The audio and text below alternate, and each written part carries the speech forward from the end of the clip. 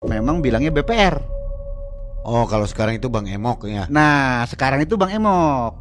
Gitu, Mang. Ngobrol lah di situ panjang lebar. Awalnya juga gue modal nggak banyak, cuman 10 juta awalnya. Ya lu tahu kalau bank keliling kan harian. Saya mikir berapa persen Jack itu lu ngambil itu 35 hari itu 20% Rod, katanya. Waduh, hebat banget ya. Karena itu Ibu Ratu. Ibu Ratu siapa? Ibu Ratu Pantai Selatan katanya, Mang. Yang bener, Bah. Iya. Dia hadir, dia mau bantu kamu. Terus ya udah, mudah-mudahan ini jadi rezeki kamu. Bawa peti itu diliatin ke saya. Dibuka, ada emas-emas gitu. Dan di situ ada uang, ada emas batangan, ada perhiasan, dan seakan-akan dia berbisik, "Kamu mau?" Di sebuah desa yang tertutup kabut pekat, terdapat satu bukit berbau kemenyan lekat. Orang berkata itu tempat pesugihan, tempat orang sesat mencari kekayaan. Konon, tertanam peti harta yang menyilaukan, yang berisi tumpukan uang dan emas perhiasan. Ambillah. Bisik sosok tak memiliki wujud, hingga menggoda keimanan Pak Rudi.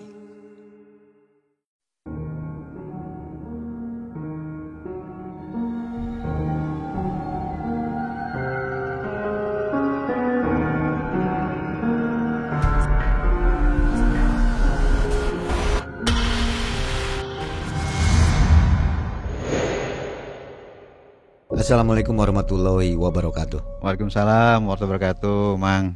Selamat malam Sobat Malam Mencekam. Mudah-mudahan Sobat semua selalu dalam keadaan sehat walafiat ya.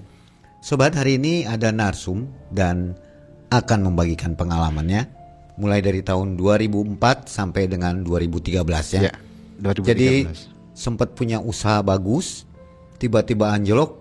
Sobat bisa tahu lah ya apa yang dilakukan oleh Pak Rudi ini. Pak Rudi, apa kabar? Alhamdulillah, Mang, sehat, Mang. Pak Rudi ini sempat berbisnis di Jakarta ya? Sempat di Jakarta, Mang. Itu wedding organizer. Wedding organizer. Sempat berapa tahun itu? Cukup lumayan, Mang, dari 2004 sampai sekitar 2009. Di wedding itu cukup lumayan lama. Rame juga ya? Alhamdulillah lumayan rame saat itu. Persaingan mungkin memang belum terlalu berat lah. Cukup lumayan. Karena sosmed belum begitu Sosmed gila ya. juga belum begitu seperti sekarang, jauh. Nah, saat itu 2008 2009 sudah mulai persaingan cukup berat, Mang. Oke, gitu. Baik. Nah, jadi sobat jangan kemana-mana, ini kisahnya bagus ya, pengalaman hidup, ada pengalaman usaha juga, jatuh bangunnya. Nanti Pak Rudi kasih tipsnya juga supaya nggak bangkrut. Siap. Baik, Pak Rudi sekarang apa aktivitasnya? Alhamdulillah sekarang saya juga punya usaha lagi. Udah bangkit lagi ya? Sudah bangkit lagi. Saat ini saya berusaha di sini. Sudah cukup lumayan. Saya main di kuliner, Mang, sekarang. Wow, punya jadi, apa ini? Restoran atau apa? Kebetulan saya produksi produksi rumah. Bikin kue untuk kayak snack box, catering. Dijual online ya? Jual online atau juga saya saat ini memang banyaknya ke dinas-dinas. Baik, mudah-mudahan tambah maju. Amin, makasih, Mang. Oke, jangan kemana-mana sobat. Saatnya kita mendengarkan pengalaman dari Pak Rudi. Malam mencekam, semakin malam semakin mencekam. Ini dia Pak Rudi. Halo Sobat Malam Mencekam, horas untuk warga Medan dan sekitarnya. Saya Mang Ei, host dari channel Malam Mencekam, punya kabar spesial buat kalian. Saya dan tim Malam Mencekam akan melakukan perjalanan ke Medan, Danau Toba, dan Tapanuli dari tanggal 7 Juni hingga 25 Juni 2025 untuk mencari kisah nyata atau kejadian ganjil yang pernah sobat alami langsung. Ayo bagikan kisah nyata mistis kamu di Malam Mencekam. Kalian bisa DM Instagram @malammencekam_official atau hubungi admin di nomor WhatsApp di bawah ya. Sobat jangan khawatir, akan ada apresiasi uang tunai dan t-shirt eksklusif Malam Mencekam buat kamu yang terpilih jadi narasumber. Jangan biarkan ceritamu hilang di telan malam. Dan ada giveaway 30 t-shirt eksklusif Malam Mencekam mulai 6 Mei sampai dengan 25 Juni 2025. Caranya, buat pantun di kolom komentar video YouTube dan Instagram Malam Mencekam dengan tema Medan, Danau Toba, dan Tapanuli. Contoh, naik sampan keliling Danau Toba. Selamat datang MM di Sumatera Utara. Malam Mencekam, semakin malam, semakin mencekam.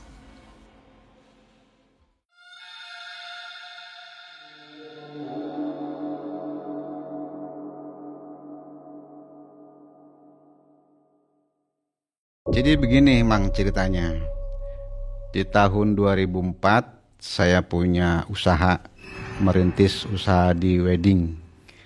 Saat itu cukup lumayan, usaha saya cukup berkembang bagus, alhamdulillah. Dan itu di Jakarta Mang. Nah dalam perjalanan bisnis saya ini memang banyak halang rintangnya. Tidak langsung maju memang Mang, tapi tekad yang kuat dengan semangat, alhamdulillah usaha saya saat itu cukup berjalan lumayan lancar, walaupun jatuh bangun juga itu. Nah saat itu di Jakarta persaingan bisnis di wedding juga belum terlalu berat. Itu modal sendiri ya? Ya memang awalnya modal sendiri Mang, itu pun modal juga nggak besar saat itu, modal keberanian. Kalau orang Jakarta bilang modal kepala sama dengkul gitu. Nah saat itu saya usaha memang cukup berat di awal, tapi karena kesemangatan saya, bagaimana saya menjalankan usaha ini, alhamdulillah perlahan-lahan terus meranjak. Karena apa? Ya kalau di wedding kan jasa. Jadi bagaimana saya memberikan jasa wedding ini pelayanan kepada konsumen saya. Alhamdulillah dari banyak klien-klien yang saya layanin, mereka cukup puas. Akhirnya dari situ berkembang. Jadi mulut ke mulut Mang, pakai aja ini weddingnya gitu lah. Nah di tahun 2007 udah lumayan makin berkembang. Ya penghasilan cukup lumayan lah Mang, bisa lah buat nyukupin kebutuhan keluarga, alhamdulillah. Dari bisnis itu memang cukup bagus, karena perkembangan cukup bagus akhirnya banyak yang buka. Disitulah persaingan mulai. Nah di tahun 2008 itu saya udah mulai goyang, order mulai berkurang gitu. Terus akhirnya saya tetap berusaha bagaimana ini usaha saya tetap berjalan.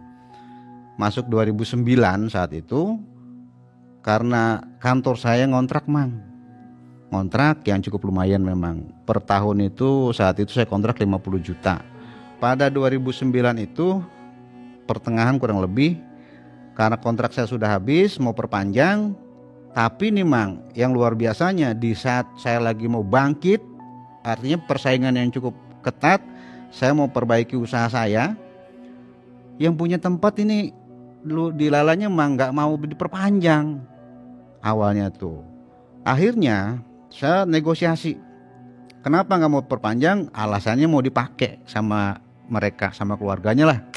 Memang saat itu saya mengakui saya ada kekurangan untuk membayar kontrak kantor itu. Gak banyak sebetulnya saat itu Mang, saya bayar kontrak itu kurang sekitar 10 jutaan sih. Dan saya minta waktu cuma 1 minggu, tapi nggak boleh. Si orang yang punya tempat ini tetap kekeh nggak mau diperpanjang. Saya bisa apa Mang? Gitu kan, karena modal juga saat itu usaha juga sudah mulai agak kurang, tidak seperti sebelumnya kan. Di situ akhirnya saya nggak bisa apa-apa, ya pasrah. Oke, kalau memang sudah tidak bisa diperpanjang ya sudah, saya bisa nyerah lah intinya. Nah saat itu saya tidak ada persiapan tempat yang baru, nggak ada persiapan apa-apa gitu kan. Ya udah, barang-barang saya termasuk karyawan-karyawan saya, kurang lebih saya punya karyawan 13 orang Mang, saat itu udah keder Mang, mau dikemanain. Mereka juga kan cari nafkah buat makan keluarga dan seterusnya. Nah disitulah saya punya tanggung jawab buat anak buah saya. Udah, daripada kalian harus kerja kemana-mana, tetap ikut saya saat itu. Ya sudah, saya memberanikan diri, udah pindah. Dan itu saya akhirnya pindah di saat itu di rumah orang tua di Jakarta memang. Di belakang ada tanah kosong, ya sudah. Saya singkatnya pindah semua ke situ. Walaupun usahanya belum jalan, Mang.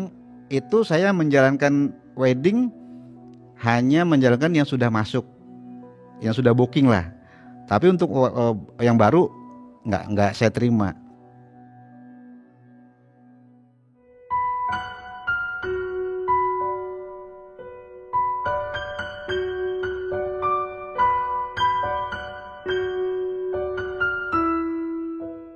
Di 2009 akhir itu karena beberapa pekerjaan sudah saya selesaikan, akhirnya saya putuskan karyawan-karyawan ini ya saya rumahkan mau nggak mau. Saya tidak bisa menggaji kalian lagi, saya katakan gitu. Kenapa? Ya mungkin teman-teman tahulah usaha kita lagi seperti ini. Di 2009 itu saya sudah collapse di wedding. Saya bingung, Mang, mau ngapain lagi nih? Sementara jalan terus buat keluarga dan seterusnya. Nah, saya juga masih punya tanggungan ke bank saat itu. Nah, di situ gak sengaja juga, Mang, saat itu saya ketemu temen di 2010 awal. Nah, itu teman lama saya, Mang. Dulu saya pernah kerja, Jaka namanya. Saya ketemu di salah satu tempat lah. Pada saat itu saya gak yakin juga ini Jaka atau siapa gitu, Mang. Saya beranikan diri buat menyapa. Karena apa? Penampilan Jaka udah beda, Mang. Saya sapa, "Bang, minta maaf, ente Jaka bukan?" gitu. Dia juga kaget, Mang. "Loh, ente Rudi ya?" gitu. "Iya."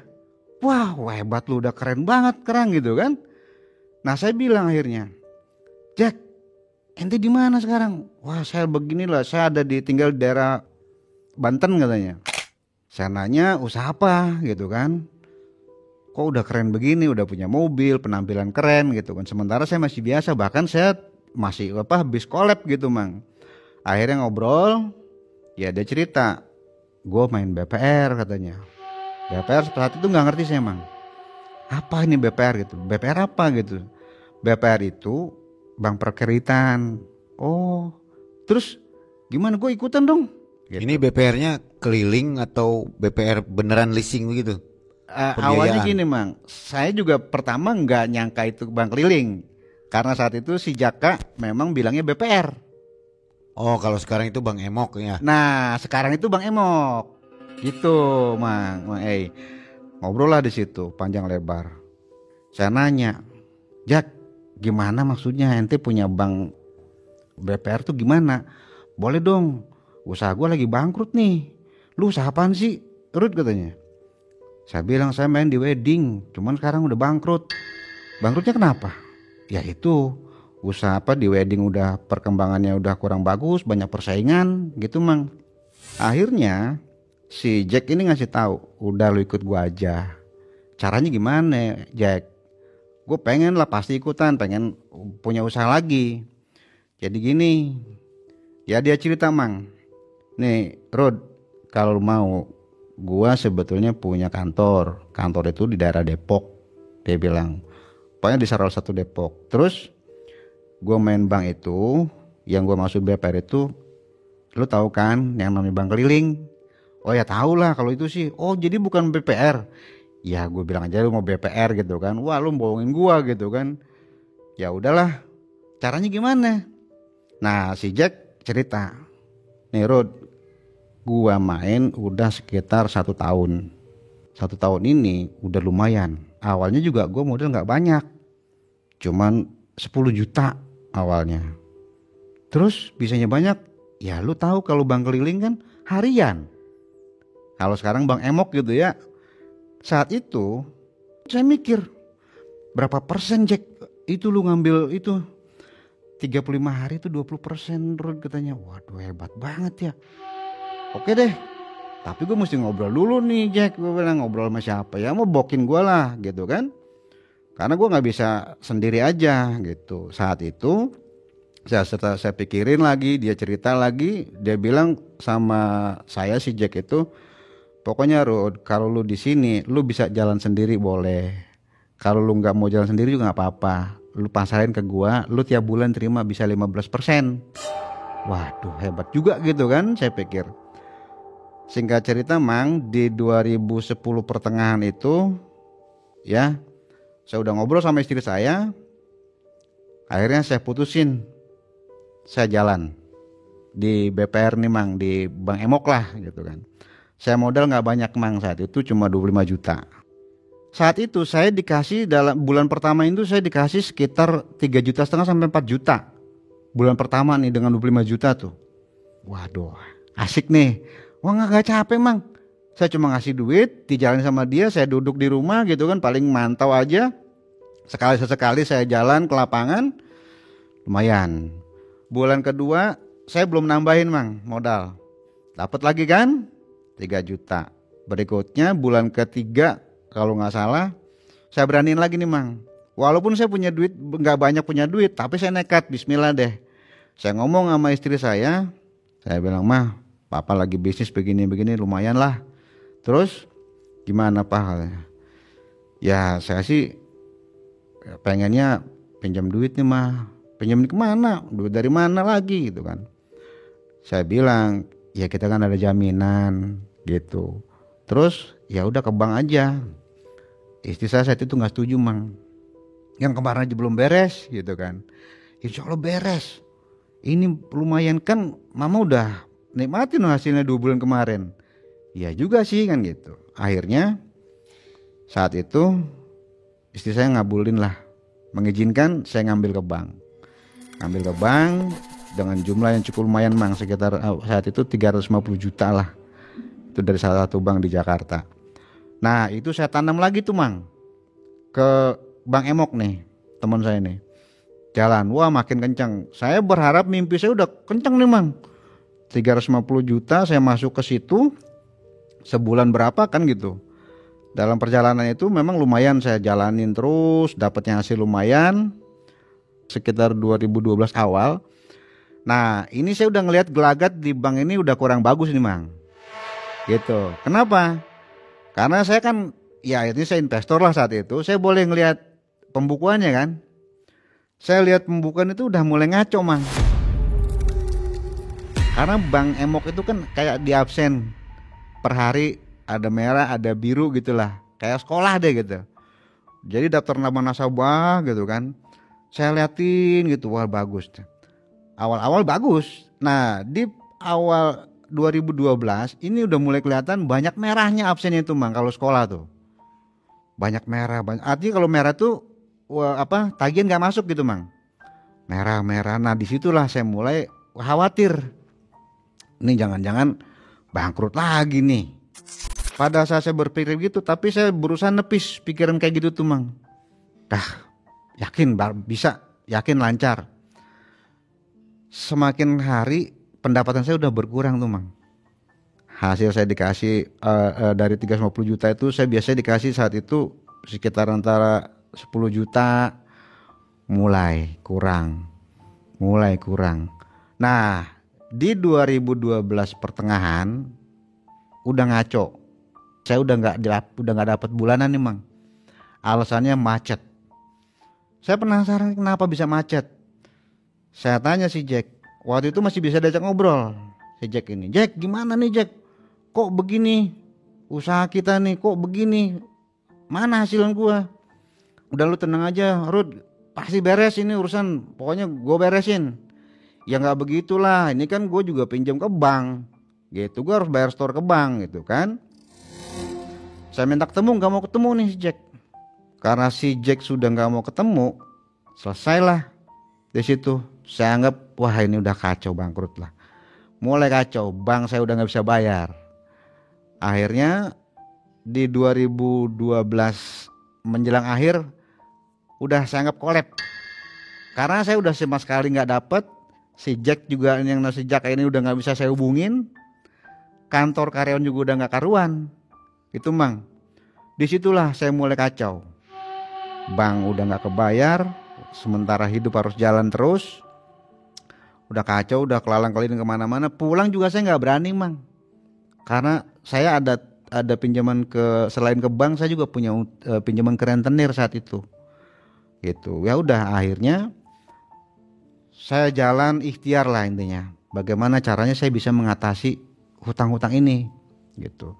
Nah, di Jakarta itu Mang, sebetulnya ada salah satu kontrakan yang nggak terlalu jauh dari rumah saya. Itu ada satu kontrakan yang memang saya lihat di situ ada orang pinter lah bahasanya, spiritual gitu. Hah?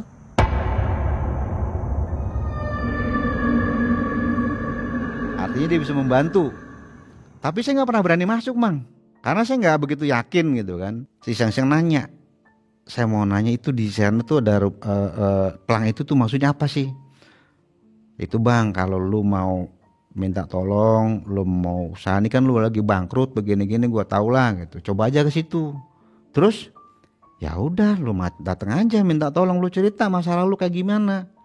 Akhirnya saya ke situ dan saya memberanikan diri, Mang. Ngobrol, cerita. Nah, di situ saya cerita, saya sebut di situ dia dipanggilnya Mama Mayang. Mah, saya lagi punya masalah. Ya pokoknya saya punya semuanya masalah, Mah. Ini saya punya utang lumayan, nggak punya kerjaan, usaha saya bangkrut. Tolong dibantu sih, Mah. Utangnya berapa? Si Mama tuh tanya. Banyak lah, Mah. Kalau dihitung-hitung hampir ya setengah M saat itu ada. Ini dalam pelarian ya? Udah dalam pelarian nih. Udah ditinggal istri? Udah, kalau istri sudah belum ditinggal gimana, tapi saya yang gak rela pulang, Mang. Karena ditagih itu terus sih, gitu kan. Aja pulang tengah malam kadang-kadang, gitu. Karena aja menghindari itu.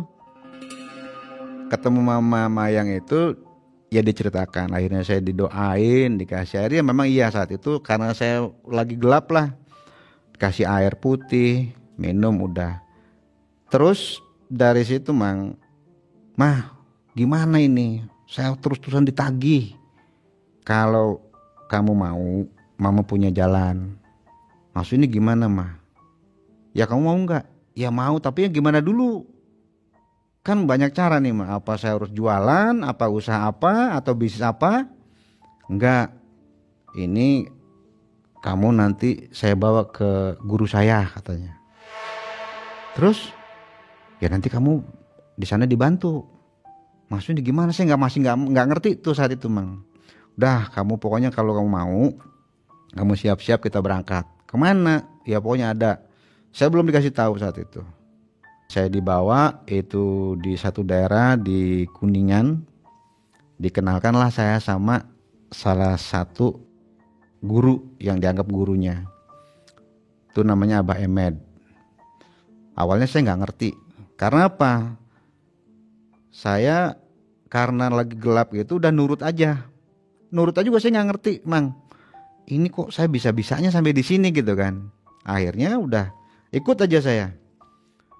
Ngobrol lah sama si Abah Emed ini. Bah, saya minta tolong, saya punya urusan, saya punya utang, usaha saya bangkrut, saya punya utang banyak. Tolong, Bah, gimana caranya saya bisa ngeberesin utang saya?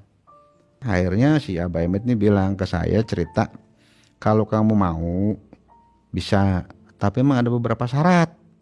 Syarat apa, Bah? Ya kalau di sini orang yang minta tolong ke Abah ada mahar. Mahar apa, Bah? Kamu harus memberi mahar itu buat, ya dia ceritakan, buat sesajen, buat macam-macam lah gitu. Berapa, Bah? Saya nggak punya duit. Ya kalau kamu mau berhasil, kalau kamu mau, ya kamu harus bisa ngikut bisa memenuhi syarat itu, katanya mahar itu. Saat itu saya diminta mahar 3 juta. Waduh, gimana caranya gitu kan, saya boro-boro 3 juta gitu, Mang. Uang saya buat ongkos saja juga pinjam-pinjam. Saya ngobrol sama Mama, saya nanya, Mah gimana nih, Mah? Saya nggak punya duit. Masa saya harus bayar 3 juta dari mana? Boro-boro buat bayar mahar itu, buat ongkos saya boleh pinjam. Udah, nanti Mama bantu, katanya. Bantunya gimana? Ya udah, yang penting kamu mau. Ya kalau mau sih mau, Mah. Siapa yang nggak mau? Karena saya pengen cepat beres urusan utang-utang saya. Dah, yang penting kamu mau dulu. Ya udah, mau. Akhirnya saya berangkatlah pulang dari si Abah ini, diajak ke rumah si Mama yang ada di satu tempat daerah timur lah, Cirebon Timur. Nah di sana saya nginep di sana. ngobrol cerita tiap hari begini mah gimana caranya mah saya nggak paham, saya nggak gini, saya wiridan juga nggak ngerti apalah gitu kan. Apalagi udahlah yang jelas saya uang 2 juta apa 3 juta ini terutama yang buat mahar. Ini gimana caranya? Dah kamu pulang dulu, mama kasih waktu buat kamu cari duit. Kalau kamu mau hutang-hutang kamu beres. Mama bilangnya gitu. Waduh. Ya udahlah mah, bismillah kalau memang ini mama bisa bantu. Tapi mah saya masih punya keraguan. Itu mah awalnya. Ragu gimana? Ya apa bisa berhasil? Ya ini susahnya kata si mama tuh. Kalau kamu ragu ya sulit berhasil. Tapi di situ udah ada yang berhasil belum? Udah katanya. Wah cerita banyak lah. Udah mama yakinkan ke kamu cari nanti mama bantu. Akhirnya pulanglah saya ke Jakarta.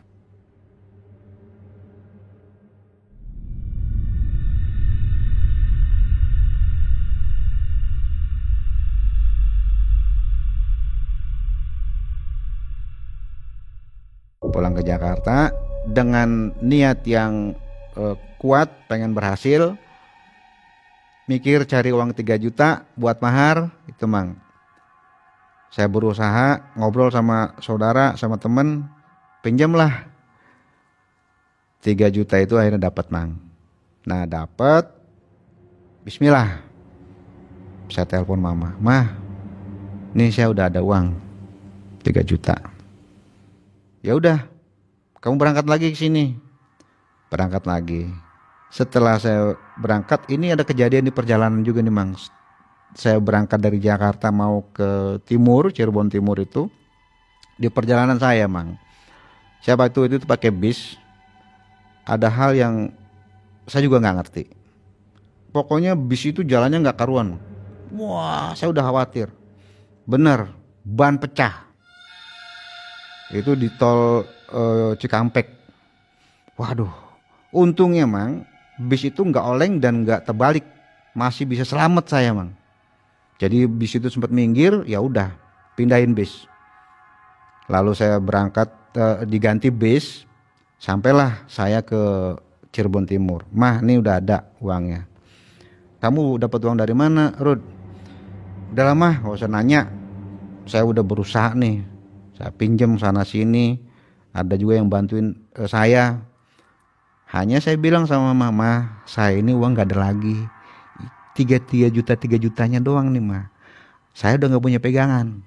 Saya minta tolong ke mama. Udah kamu tenang, yang penting kamu sudah punya mahar. Ya udah. Berangkat ke Abah Emed, dikasihlah di situ saya dikasih tahu cara-caranya. Saya kasih uang mahar saya kasih. Belilah peralatan atau syarat-syarat untuk ritual gitu tuh.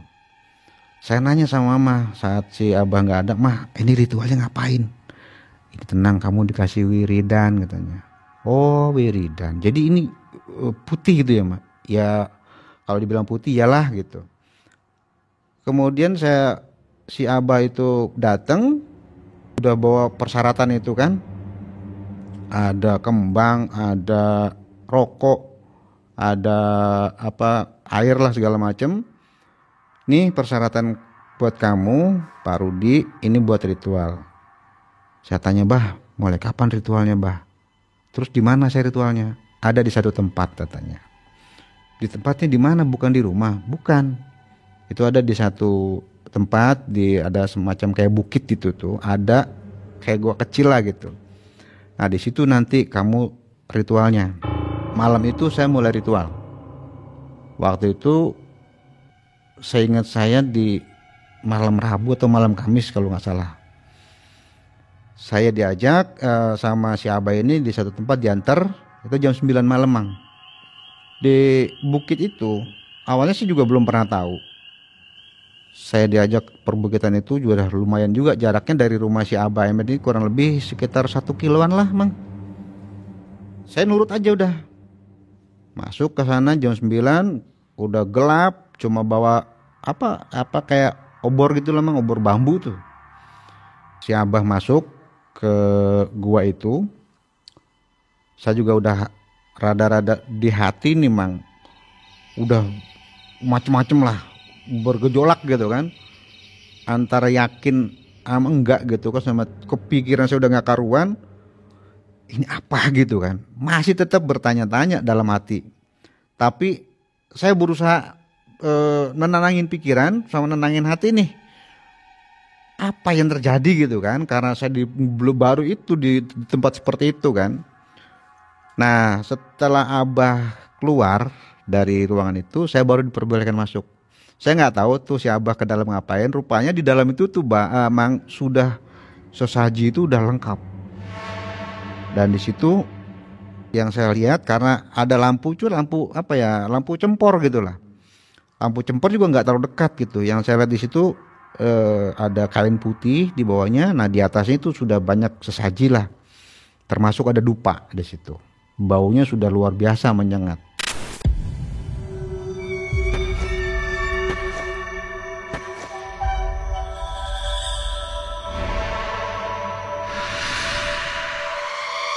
Awalnya saya nggak dikasih amalan apa-apa nih Mang, nggak dikasih apa, cuman suruh duduk diem gitu kan. Nanti kalau ada yang datang katanya, udah kamu ngomong apa Bah? Udah ngomong aja.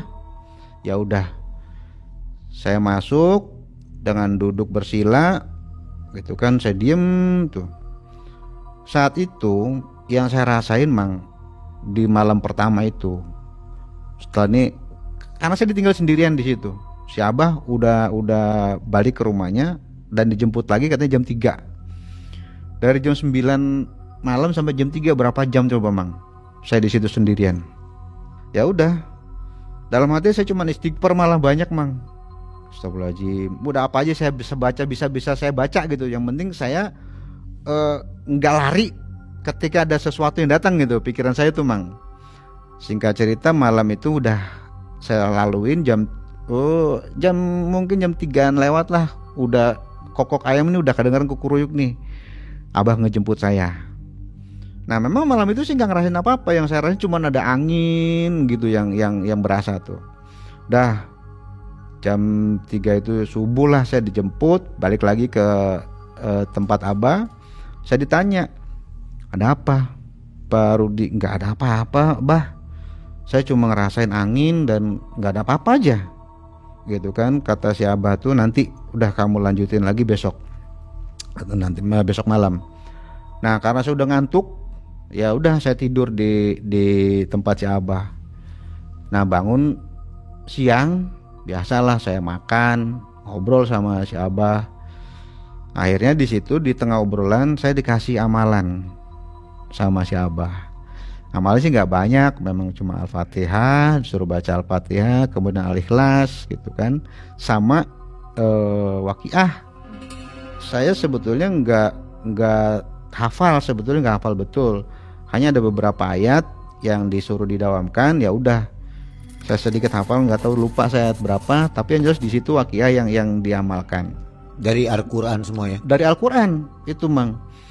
Setelah saya dikasih itu amalan itu, kalau Al-Fatihah saya hafal lah, ada ayat Waqiah itu sudah agak lupa saya. Tapi yang jelas saya amalkan itu. Nah malam kedua ini saya diantar ke tempat itu tuh Mang, udah agak malam lagi. Kemarin kan jam 9. Nah malam berikutnya sekitar jam 10-an saya diantar lagi ke sana, sama seperti biasa gitu. Si Abah duluan yang masuk. Saya bilang sama si Abah, Bah, punten sih Bah, minta maaf, kalau bisa dibantuin saya biar berhasil. Iya Pak, pasti dibantu. Ya udah, malam kedua saya masuk, jam 10 saya masuk ke ruangan itu, ke gua itu. Itu sama kayak kemarin Mang, kain putih, udah sesaji itu udah baru lagi ternyata. Nah sesaji yang kemarin itu sudah nggak tahu saya kemana. Malam kedua ini saya dengan amal-amal yang tadi itu saya baca, itu baru Mang saya ngerasain sesuatu yang pertama di belakang saya nih, ini apa gitu. Dan saya bawa tasbih, ini kayak berat Mang. Tasbih ini saya jalan tuh kayak berat gitu. Terus gimana ya, apa pokoknya udah nggak fokus. Karena saya merasa di belakang saya ini bukan satu, bahkan banyak yang datang tuh. Bulu kuduk saya merinding dan saya beranikan diri udah. Padahal saya udah pengen lari. Udah pengen lari mang. Takut dia apa-apain saya gitu kan. Mati saya kan kacau mang. Itu. Nggak lama adem hawanya dan sepi. Hening gitu tuh mang, hening. Cuman ada suara-suara angin hembusan jangkrik lah gitu. Nggak ada suara apa-apa lagi. Itu berlangsung nggak lama, paling sekitar 15 menitan tuh mang. Dalam hati saya, wah mudah-mudahan ini saya berhasil. Biasa jam 3-an gitu, udah suara ayam kukuruyuk gitu, si Abah datang jelang subuh. Pulanglah saya dibawa ke rumah Abah, ya ditanya, ya saya cerita apa adanya. Bah, saya datang, saya tadi malam tuh begini, ada yang saya nggak tahu bah, saya bilang di belakang saya tuh kayak ada makhluk banyak, tapi saya nggak ngeliat wujudnya apa. Nah, kamu sudah mendekati berhasil, kata si Abah tuh mang. Yang bener sih bah.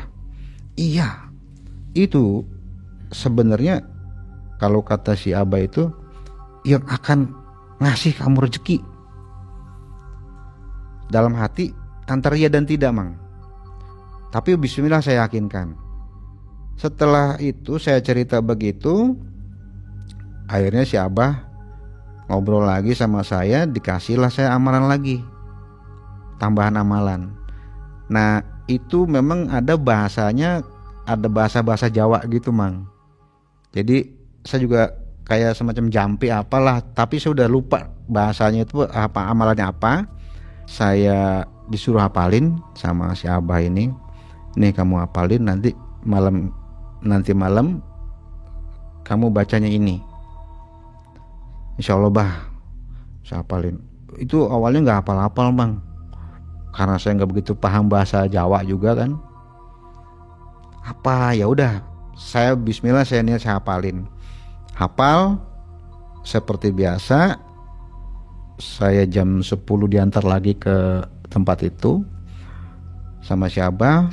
Nah malam ketiga ini begitu Abah masuk, saya ngedengar ada suara-suara dari dalam gua itu kayak berisik aja gitu. Ini suara apa gitu kan. Akhirnya adalah saya nggak mau ambil pusing. Di situ saya sempat bertanya dalam diri saya, karena ini udah malam ketiga, apakah ini malam keberhasilan atau bagaimana, dan apa yang terjadi? Saya mikir sambil meyakinkan juga di hati saya.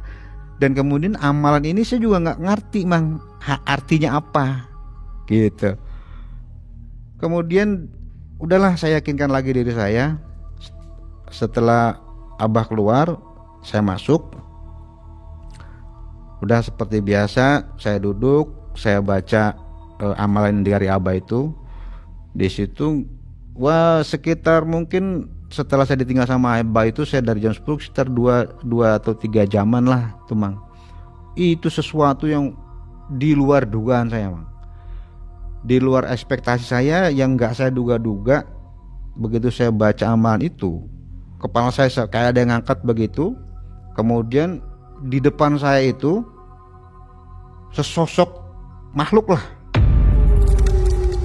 Makhluk itu tuh tinggi, rambutnya panjang, matanya besar, perutnya rada gendut gitu, buncit, terus pakai celana celana hitam segini tuh sebawah lutut, pangsi lah kayak gitu, bawa peti mang.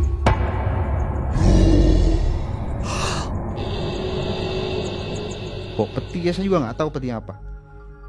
Saya cuma diam dalam hati, ini apa, ini siapa gitu kan. Wah, bawa peti itu diliatin ke saya, dibuka, petinya cukup lumayan mang. Petinya tuh bagus, ada kayak pinggirnya itu kayak ada emas-emas gitu, dan di situ ada uang, ada emas batangan, ada perhiasan kayak cincin apa gitu ada.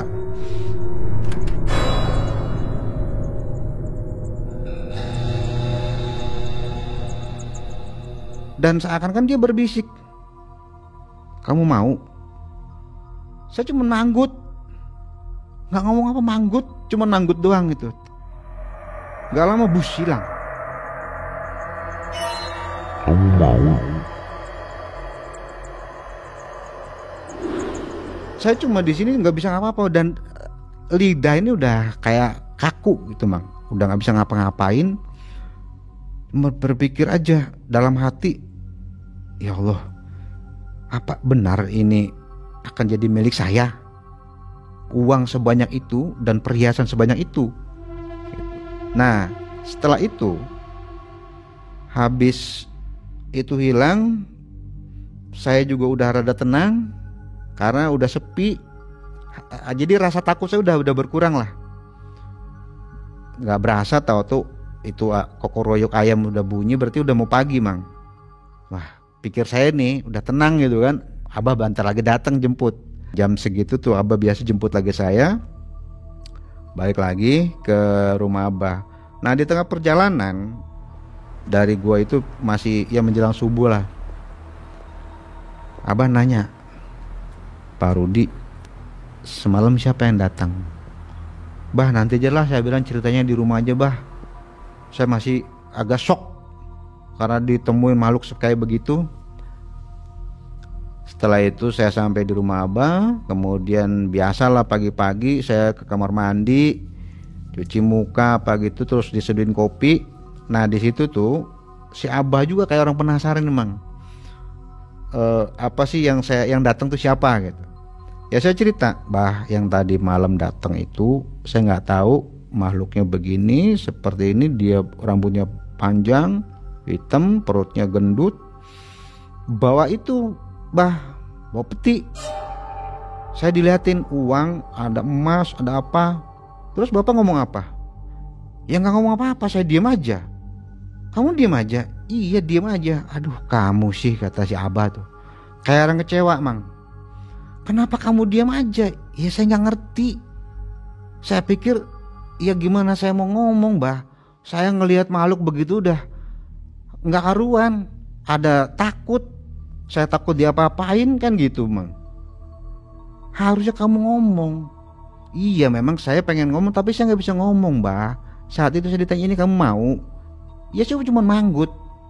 Aduh Pak Rudi, itu tuh harusnya udah rezeki kamu. Itu kamu tuh sudah mau dikasih sebenarnya, kata si Abah. Aduh, dalam hati, aduh, ya gimana? Saya udah lewat kan? Akhirnya kan angan-angan nih Mang. Saya istighfar aja, sambil ngelamun, ngerenung, sambil menghayal akhirnya Mang. Ngebayangin aja uang yang diliatin. Aduh, iya ya kalau uang itu, dalam hati saya Mang, kalau benar itu jadi milik saya, uang, emas, wah selesai urusan saya kan gitu. Tapi ya sudah, karena sudah berlalu dan gak ada gunanya lagi saya berhayal terus. Tapi tetap itu jadi yang saya rasakan Mang. Setelah saya diperlihatkan hal semacam itu, ini pikiran saya ngawang-ngawang terus. Pengen ketemu lagi sama si makhluk itu tuh. Maksudnya kalau datang lagi saya mau minta gitu tuh, yang ada di pikiran dan hati saya. Akhirnya saya nanya sama Abah, terus bah gimana? Ini udah lewat, saya mesti gimana lagi? Ya udah Pak, Bapak mau nggak mau harus jalanin lagi. Berarti saya harus kesana lagi Mbak? Iya. Karena apa? Harusnya Bapak sudah berhasil di malam ketiga tuh. Karena kata si Abah jarang-jarang yang begitu, nggak semua orang bisa.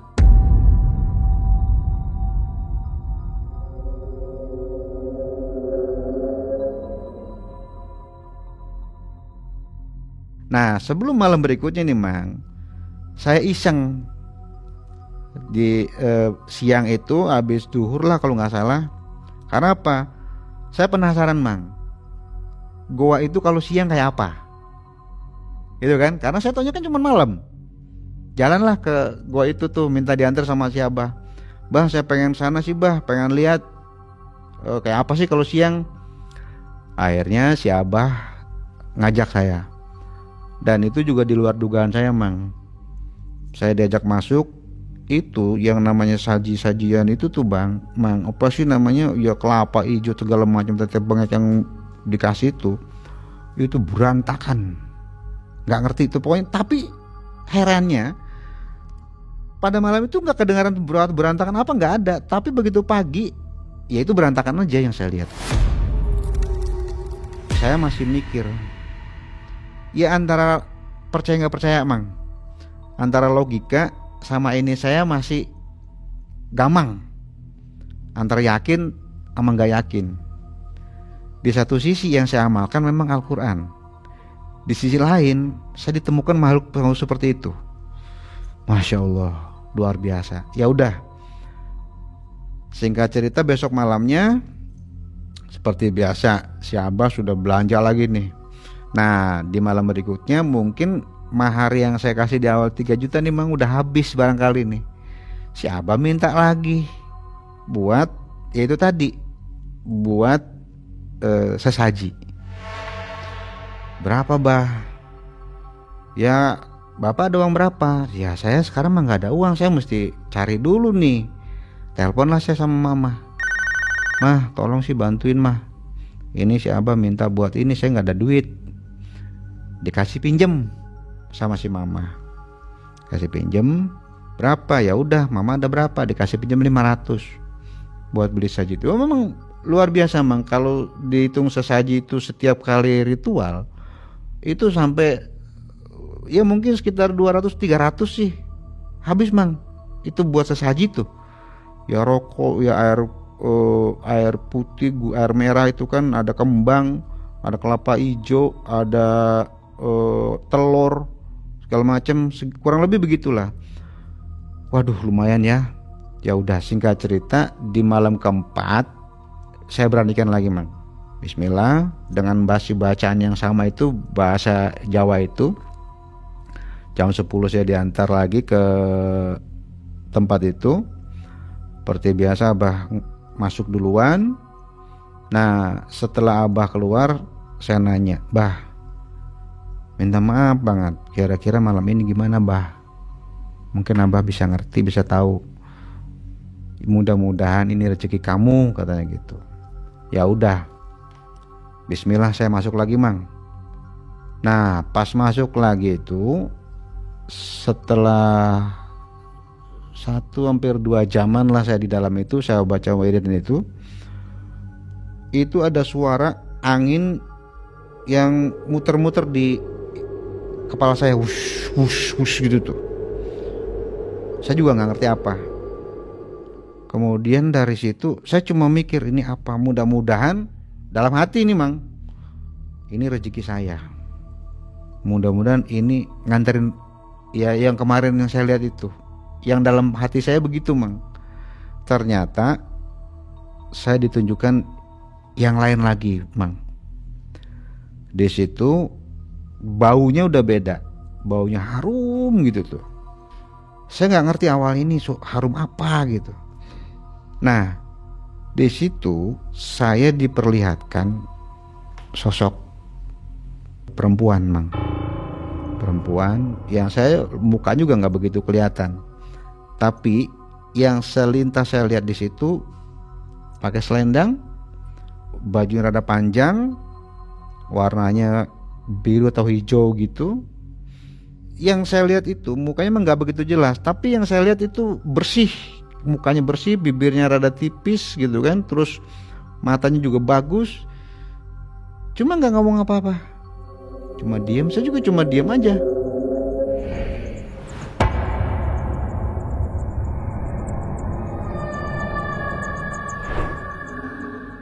Dalam hati saya, kalau memang ibu atau siapapun yang ada di hadapan saya saat ini bisa membantu saya untuk bisa menyelesaikan persoalan saya mohon dikabulkan. Itu mang. Tapi dalam hati mang ngomongnya, nggak ngucap secara langsung. Dalam hati seperti itu, plus hilang si makhluk itu. Ya udah. Setelah hilang, saya mikir ini makhluk siapa gitu. Apa? Ya ini artinya di dalam wirid, di dalam gua itu, Mang, bukan lagi wirid yang saya baca, Mang. Karena saya sudah terobsesi segala macam yang udah diperlihatkan uang. Kemudian itu ditemuin dengan makhluk yang tadi itu, perempuan seperti itu. Yang ada saya berhayal. Aduh, kalau uang itu bla bla, ya pokoknya menghayal aja, Mang. Pengen uang itu dapat, gimana caranya? Jadi wirid nggak dibaca lagi. Wirid sih nggak baca, Mang, udah. Yang ada cuma menghayal aja gitu tuh. Nah, karena memang saat itu juga udah nggak ada rasa takut, udah hilang rasanya, Mang. Jadi udah kayak kebiasaan, udah berapa malam gitu. Ya nggak berasa ayam udah bunyi lagi. Wah, udah ini hampir pagi kan gitu. Pasti Abah datang lagi. Nah, habis datang udah Abah jemput lagi. Saya balik lagi ke rumah Abah. Saya cerita pagi harinya, Bah, nih begini, saya ketemu dengan ini. Saya nggak tahu siapa, saya juga nggak bisa ngomong. Saya cuma ngomong dalam hati, dalam batin saya minta tolong. Ya udah, mudah-mudahan ini rezeki kamu masih ada. Karena itu Ibu Ratu. Ibu Ratu siapa? Ibu Ratu Pantai Selatan katanya, Emang. Yang bener, Bah. Iya. Dia hadir, dia mau bantu kamu. Terus ya udah, mudah-mudahan ini jadi rezeki kamu. Setelah ngobrol begitu, saya makin menghayal makin tinggi, Mang. Terus saya harus gimana lagi, Bah? Ya udah, Bapak harus tetap jalanin ini. Cuma punten, Bah, saya kalau wirid di sini udah capek. Karena tiap hari bolak-balik gitu kan. Tidurnya kurang, udah otomatis. Saya minta tolong kalau misalnya saya wirid di rumah bisa enggak? Kata si Abah, waduh, bisa aja, tapi Abah harus minta izin dulu. Minta izin sama siapa? Ya sama ibu yang kemarin datang sama kamu tuh, yang malam itu. Oh gitu ya? Ya udah coba, Bah, saya pengennya di rumah. Oke, nanti Abah coba minta izin. Setelah itu Abah dengan masuk ke dalam kamarnya, ruangannya. Setelah Abah keluar dari kamarnya, ngomong ke saya, Bapak, memang rezeki Bapak katanya. Maksudnya gimana, Bah? Bapak boleh wirid di rumah. Alhamdulillah, pikir saya gitu, Mang. Alhamdulillah. Nah, setelah itu saya karena sudah boleh wirid di rumah, saya pamit, pengen pulang nih. Saya pulang ke rumah si Mamah tuh di Cirebon Timur. Ya udah, sampai sana saya ceritalah sama Mama begini yang terjadi tadi. Saya ceritakan ke Mama semua. Mama bilang itu rezeki kamu udah makin dekat. Alhamdulillah, Ma, tolong dibantuin sih, Ma. Ya, Mama bantu. Setelah sampai di situ saya cerita sama Mama, saya udah izin sama Abah. Kata Abah, saya boleh wiridan di rumah. Oh ya udah, lebih enak. Akhirnya saya disiapkanlah satu ruangan sama si Mama, karena kata Abah memang harus ada ruangan khusus. Dikasihlah ruangan di situ sama Mama. Ya udah, malam itu berarti malam yang kelima kalau nggak salah ya, saya wirid di situ dengan persyaratan yang sama. Malam itu disitulah, Mang, saya kembali diperlihatkan yang namanya uang. Uang itu banyak, merah, uang ratusan ribu. Ya kalau mau di total mungkin sekitar 2 miliar ada. Tapi cuma saya bisa lihat. Saya nggak bisa ngomong ini uang benar atau bukan gitu. Karena apa? Setelah itu hilang. Nggak lama, paling sekitar setengah jam uang itu di depan saya sampai tetap wirid. Uang itu hilang. Dan yang saya rasa yang saat itu saya temuin ada 1 lembar disisain. 1 lembar yang merah. 100.000. 100.000.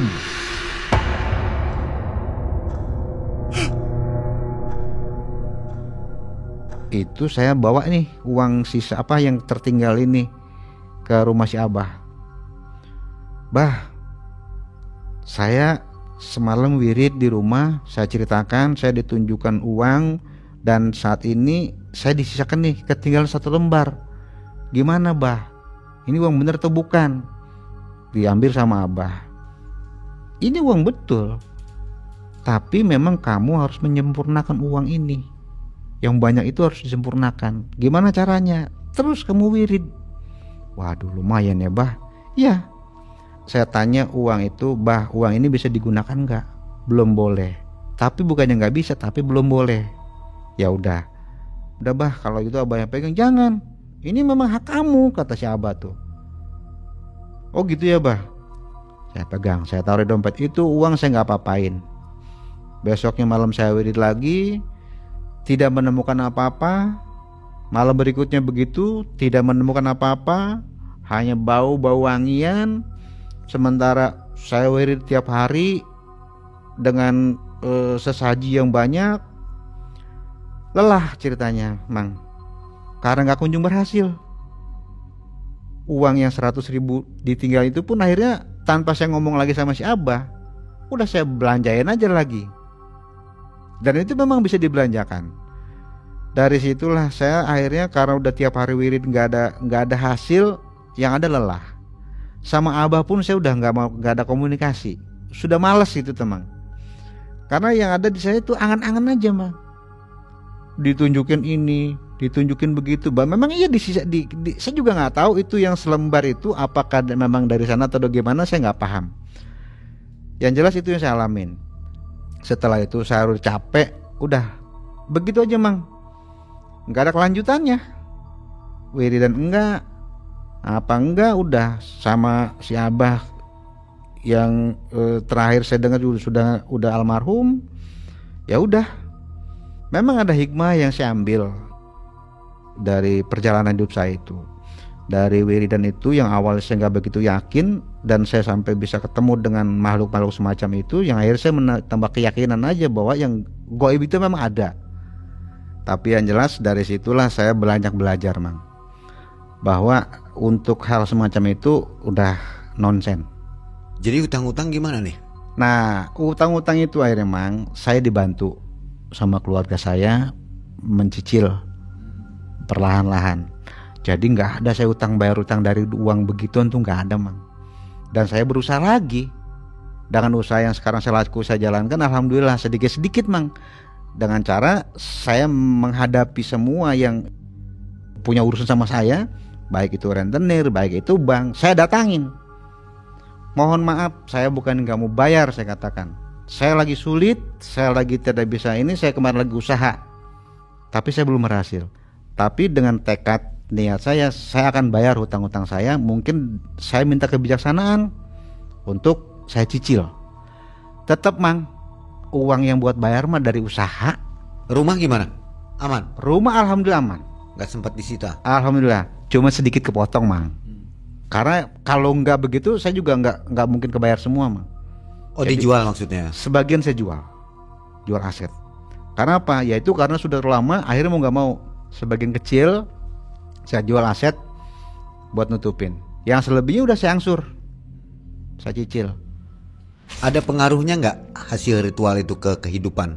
Nah, alhamdulillah Mang, pengaruhnya adalah yang saya rasakan memang, yang jelas keimanan saya juga sedikit bertambah. Karena apa? Saya dengan wiridan itu, ya bacaan-bacaan itu, saya semakin yakin lah bahwa makhluk gaib itu tetap ada memang. Yang ketiganya, saya merasa semuanya ini memang kembali kepada yang Maha Kuasa Mang. Jadi kalaupun kita wirid, ya udah, bukan makhluk-makhluk yang begitu yang mengasih uang itu, bukan. Itu yang saya yakinin Mang. Karena apa? Ya buktinya apa? Saya ditunjukin doang. Kalau mau dikasih aja gitu kan. Ya. Hanya iming-iming ya. Hanya iming-iming. Udah nggak ada lah itu. Saya rasain diperlihatkan, iya. Disitulah yang orang berhalusinasi, berhayal dapat uang banyak. Ternyata nggak ada Mang. Saya ngejalanin itu udah sebetulnya lumayan lama. Kecuali mungkin dengan tumbal ya. Nah, itu lain ceritanya ya. Kayaknya itu lain lagi Mang. Kalau itu kemungkinan bisa. Oke, baik. Ada saran untuk penonton Malam Mencekam nih supaya nggak terjerumus. Baik, gini aja Mang. Kalau pesan saya, apa yang sudah saya jalankan itu saya harapkan bisa jadi pelajaran bahwa itu semuanya saya katakan bisa dibilang bohong lah. Buat teman-teman yang ketika punya masalah atau punya utang, udah nggak usah yang gitu-gitulah. Kalau memang kita berusaha, ya sudah berusaha yang real. Alhamdulillah seperti yang saya lakukan sekarang ini, usaha real. Emang ada yang kita jual, kita dapat untung. Itu aja, Mang. Kalaupun kerja, ya udah kerja, bergaji, selesai. Oke, super sekali. Makasih, Mang. Nah, seperti itulah Sobat Malam Mencekam. Jadi ketika kita dalam keadaan gelap gulita, jangan pergi ke dukun ya. Jangan dah. Deketin masjid lah. Deketin masjid. Itu jawabannya. Ya. Nanti di masjid ada jawaban. Insya Allah. Makasih ya Pak Rudi. Ya, makasih Mang. Usahanya lancar terus. Amin. Minta doanya Mang, mudah-mudahan semua ya. lancar. Amin. Nah, Sobat Malam Mencekam, demikian kisah pengalaman dari Pak Rudi. Insya Allah kita ketemu di video selanjutnya. Assalamualaikum warahmatullahi wabarakatuh.